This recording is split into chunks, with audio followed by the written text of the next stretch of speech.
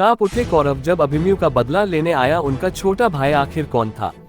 अभिमन्यु का छोटा भाई और अर्जुन का दूसरा पुत्र, अर्जुन के पुत्र और श्री कृष्ण के शिष्य और भांजे वीर अभिमन्यु को अनेक कौरव योद्धाओं ने घेर कर मार डाला। इस घटना के बाद अभिमन्यु वीरता की निशानी बन गए और कौरव पाप के भागीदार बन गए। कम आयु के उस वीर बालक को मारते समय कौरवों ने तनिक भी नहीं संकोच किया था।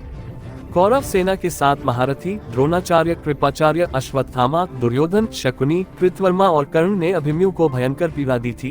जब वहां हर कोई अभिमन्यु के बाणों से छिदकर घायल हो गया तब कर्ण ने द्रोणाचार्य से अभिमन्यु को रोकने का तरीका पूछा। तब गुरु द्रोणाचार्य बोले, जब तक इसके हाथ में धनुष है इसे कोई नहीं हरा सकता। हे कर्ण, अगर तुम किसी तरह इसके धनुष की डोरी काट दो तो इसको मारना संभव है। इसके बाद कर्ण ने पीछे से अभिमन्यु को प्रत्यंचा काट दी। उसके बाद भी अभिमन्यु निहत्थे होने के बाद भी अनेकों राजाओं और राजकुमारों का वध करता है। फिर वो 7 महारथी उसे अत्यधिक घायल कर देते हैं और उन 7 महारथियों ने कायरता पूर्वक उस निहत्थे अभिमन्यु का वध कर दिया, क्योंकि अभिमन्यु कौरव सेना का सबसे बड़ा शत्रु बन गया था। इसलिए अभिमन्यु को मारकर कौरव फूले नहीं समा रहे थे।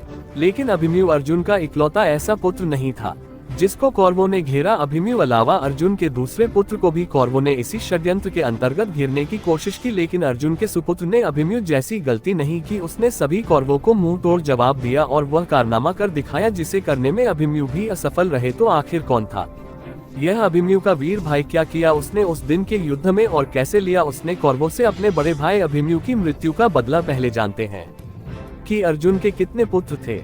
महाभारत के अनुसार अर्जुन ने कुल 4 विवाह किए थे, जिनकी पत्नियों के नाम द्रौपदी, उलूपी, चित्रांगदा और सुभद्रा थे।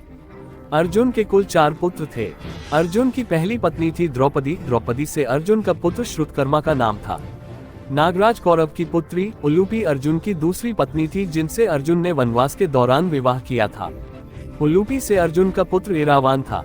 मणिपुर की राजकुमारी चित्रांगदा अर्जुन की तीसरी पत्नी थी, जिनसे अर्जुन ने वनवास के दौरान विवाह किया था।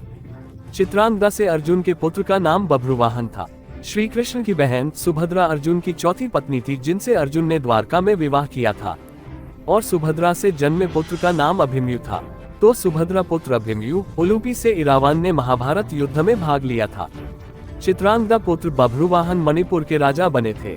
द्रौपदी पुत्र श्रुतकर्मा को अश्वत्थामा ने युद्ध समाप्त होने के बाद रात को सोते हुए द्रौपदी के 4 और पुत्रों के साथ मार दिया था।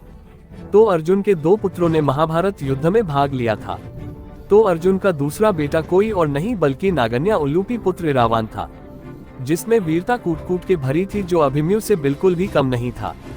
हर प्रकार की विद्याओं से लेकर विभिन्न अस्त्र की विद्याओं तक का ज्ञान था उसे, लेकिन उसकी सबसे ज्यादा घातक विद्या थी उसकी माया विद्या, जो उसे अन्य सभी विद्याओं से अलग करती थी। एराविक मायावी योद्धा था, जिसके जरिए वह बड़े से बड़े राक्षसों से लड़ने की शक्ति रखता था। क्योंकि उसकी माता एक नाग कन्या थी जिनका नाम उलूपी था और उसका पालन पोषण उसकी माता ने ही किया था, इसलिए इरावान एक विशाल नाग योद्धा के रूप में उभरा और वह अपनी शक्ति के बल पर असंख्य नागों की सेना का सेनापति बन गया। इसलिए इरावान महाभारत में पांडवों की तरफ से लड़ने वाला वह योद्धा था जिसे मारना किसी भी साधारण कौरव योद्धा के बस की बात नहीं थी। युद्ध में आते ही इरावान ने कौरव सेना में खलबली मचा दी। उसने अपनी युद्ध विद्या के बल पर अनेक कौरव योद्धाओं को हराया और अनेकों योद्धाओं को अकेले ही निपटा दिया। जो कौरव योद्धा इरावान से हारता नहीं था उसे इरावान अपनी माया विद्या के जरिए हरा देता था। इस प्रकार इरावान की माया विद्या और उसकी विशाल नागों की सेना का किसी के पास भी कोई जवाब नहीं था। इसलिए कौरवों ने उसे घेर कर मारने की योजना बनाई। इरावान के पराक्रम पर लगाम लगाने के लिए योजना स्वयं शकुनी ने बनाई। उसने अपने 6 भाइयों अचल, वृश्चिक, बृहद्वल, गवाक्ष, चर्मवान और आर्जव के साथ मिलकर अगले दिन के युद्ध में इरावान को मारने की योजना बनाई। अगले दिन युद्ध आरंभ हुआ और शकुनी के 2 भाइयों गय और आर्जव ने मिलकर अकेले ही इरावान को चुनौती दे डाली। इरावान ने हंसते हंसते उनकी चुनौती को स्वीकार कर लिया। कुछ देर बाद उनके बीच एक बड़ा ही घनघोर युद्ध हुआ। तभी वृश्चिक और आर्जव ने पीछे से ही इरावान पर हमला कर दिया और इरावान घायल होकर जमीन पर गिर पड़ा। लेकिन घायल इरावान ने हार नहीं मानी, वह तलवार के मध्य से उन चारों से लड़ता रहा। तभी अचल और चर्मवान ने युद्ध में दखल अंदाजी की और इरावान पर भाले से प्रहार किया। इरावान बुरी तरह से घायल होकर जमीन पर गिर गया। उसे शकुनी के 6 भाइयों ने घेर लिया और फिर वह हुआ जिसके लिए इरावान को जाना जाता है। इरावान ने अपनी माया विद्या के जरिए उनको चकमा दे दिया और अत्यंत बहादुरी से लड़कर शकुनी के सभी भाइयों को एक एक कर मार डाला। ये देखना सिर्फ शकुनी बल्कि समस्त कौरव योद्धा भी दंग रह गए थे। उनके मन में इरावान के नाम का भय बैठ गया था।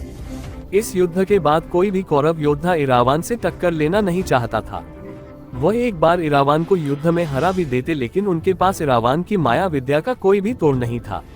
लेकिन पूरी कौरव सेना में भूविसर्वाह एकमात्र ऐसा योद्धा था जो किसी भी माया विद्या से नहीं डरता था।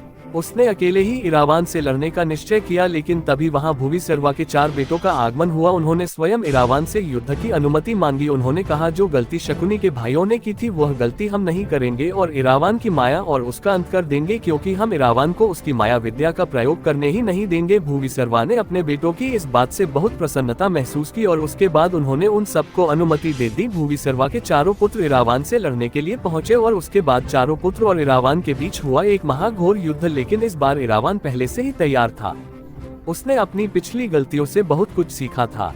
उसने बुरी तरह से भूविसर्वा के 4 बेटों को एक एक कर मार डाला। युद्ध समाप्त होने के बाद कौरव शिविर में मातम पसर गया और भूविसर्वा अपने 4 बेटों की मृत्यु से बौखला उठा। दुर्योधन से भूविसर्वा का दुख देखा नहीं गया। उसने अपने साले सुदिनी को अगले दिन के युद्ध के लिए तैयार किया। दुर्योधन का आदेश पाकर सुदिनी अकेले ही इरावान से भिड़ गया और अंत में वह भी इरावान के हाथों मारा गया। इसके बाद क्रोध में दुर्योधन ने राक्षस लंबूस को इरावान से लड़ने भेजा। बड़ा ही मायावी राक्षस था।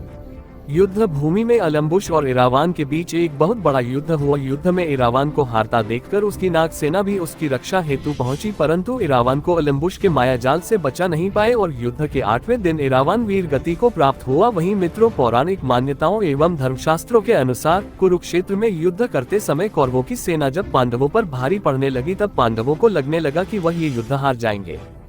तब सर्वसम्मति से काली माता को नरबलि चढ़ाने की बात कही गई। सभी ने एक राय तय करके कहा कि यदि किसी राजा के पुत्र की बलि दी जाए तो पांडव ये युद्ध जीत जाएंगे।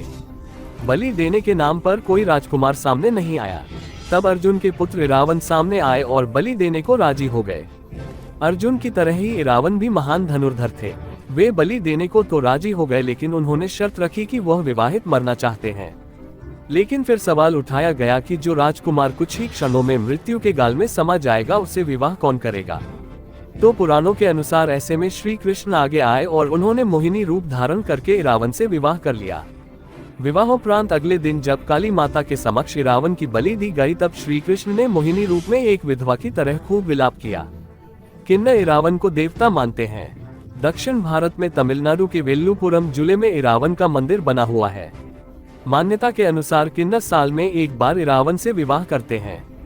इसके अगले दिन वह मंगलसूत्र और चूड़ियां समेत उतारकर विधवा के रूप में विलाप करती हैं।